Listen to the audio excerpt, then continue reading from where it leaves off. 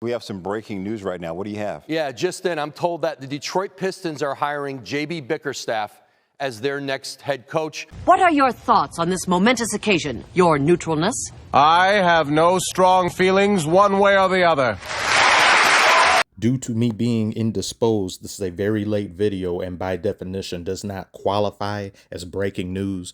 So this is just news that knocks gently. This hiring does please me, but due to past Vietnam trauma, I'm going to try as best I can to not set myself up for failure again. You have to have your expectations in line or you are setting yourself up for frustration. See my last will and testament as a Detroit Pistons fan right here if you want to know more. Enjoy the entire putrid experience. This will be video number 30. It must be very nice to have just subscribed to this channel in the past few days and weeks without having to have experienced and gone through Armageddon that was this Detroit Pistons season.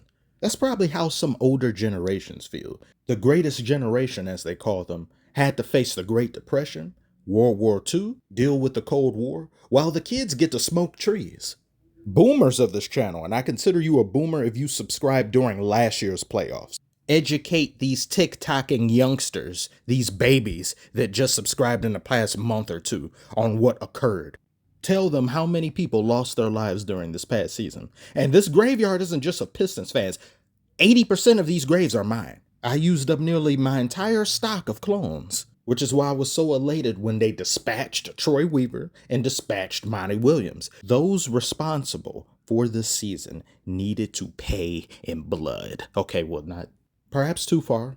A light stomping out. How about that? I think that's fair. A light stomping out would be you getting stomped out, but the people who are stepping on you are wearing slippers. That's more than fair to me.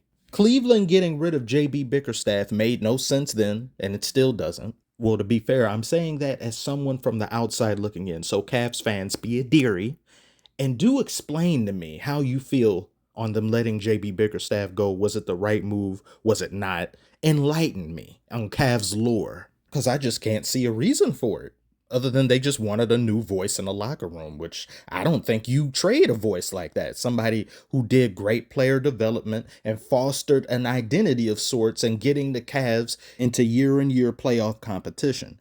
I hope they didn't get rid of him because they didn't make it further. I don't know how far you expect to go with that team. They're just not good enough yet, especially when you got to face a team in the Celtics that's talented above talented out the ass. So what are you supposed to do?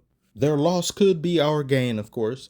Just seeing J.B. Bickerstaff's resume, seeing what he does and has done as a coach, I like what I see. And as I said previously, I'm okay with it. I'm pleased with this. I'm just not overjoyed about anything just because it's hard to be happy when you're a Pistons fan. I don't think it was really anything J.B. Bickerstaff did. And he also has his developmental roots in terms of developing young talent. That's all that this job is in Detroit. No, I don't want to keep hearing about player development 5-6 years into a rebuild that has deconstructed itself. I realize how young the Pistons are, and player development is going to be a thing. That's not something that I'm saying get rid of and just don't do and ignore. It has to exist. It's always going to exist. I just don't want that to be the primary focal point of what this next season could represent, because we have been hearing that, or I have been hearing that for 3 years now. Dwayne Casey was focused on player development. Monty Williams was focused on player development. No, actually, player de-evolution. My Pokemon's evolving. Monty Ketchum says, knock it off. Cease and desist. Enough time has passed for me to get over this, but I won't. Probably never will. We have been allergic to losing games for years here in Detroit. Socially distancing from W's. We had COVID before it was popular. And the only shred of relief we could get as an organization was given to us by Adam Bronze in 5th pick and all for 3 straight seasons. Let us get 5th again next year and swear I won't flip a goddamn continent. I do not like that number. Creativity of this level at my expense is unholy and needs to be outlawed. Are you going to talk about Tobias Harris? What? A man who inspires negative confidence. A man who has the name of a disciple from the Bible, but doesn't spread the good word. Only expensive disappointment is now on my team. Some of you, I don't think some of you really understand how bad things have been. That normal bad or even unconscionable levels of bad still doesn't compare to what goes on here.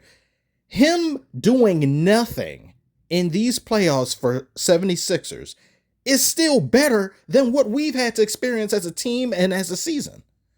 So having him here, could it make things worse?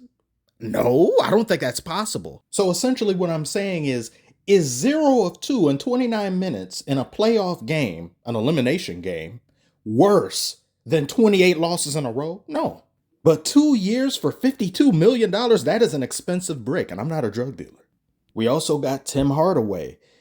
I'm not happy about any of that. I'm not feeling any of this, but when I think of it from a veteran presence that was sorely missing on this Detroit squad this past season, I see what's going on, and these people can shoot the ball. We had 0 shooters, so anything better than nothing is something. And Trajan also got draft capital back, something else that we had 0 of, something that Troy Weaver has been sorely responsible for. What Trajan being here has made me realize is just how bad of a job Troy Weaver was doing. It's even worse than I originally thought.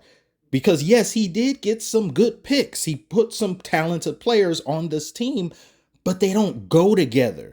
There's some redundancy that exists between Cade and Jaden Ivey. There are players on this squad that have specific sets of skills that can't be utilized properly because of how bad the roster was constructed. Somebody's just getting you something for a birthday or Christmas, and they know what you've said that you've wanted for a while. You say, I want a PS5. They go out and get you an Xbox with a PS5 controller, and you're like, well, this doesn't go together. I can't use this. And they say, how ungrateful you are. After everything I did, and this is the thanks I get. It doesn't work. I can't even use it. It's not compatible, you dummy. And on top of getting things that don't work well together and don't have experience in doing such, because they're rookies, you don't have the veteran presence to teach them anything worth a damn. You have a coach that should be good and elite, but little do you know, he clocked out on the job. Except he can still get paid while he's clocked out because he sees how bad the roster is, and there's simply just no need for him to even give more of a damn than he already doesn't because he's overpaid. He's thinking, yeah, this does look pretty bad. This makes me a little bit angry, but I'm owed over $60-something million left. What are they going to do? Fire me? The L's begin to accumulate to the point that we now have red blood L's in our veins. Frustration is set in. Morale exists at the Earth's core. Players don't know what to do with themselves. I'm tired of losing. This is just horrible. This is horrendous.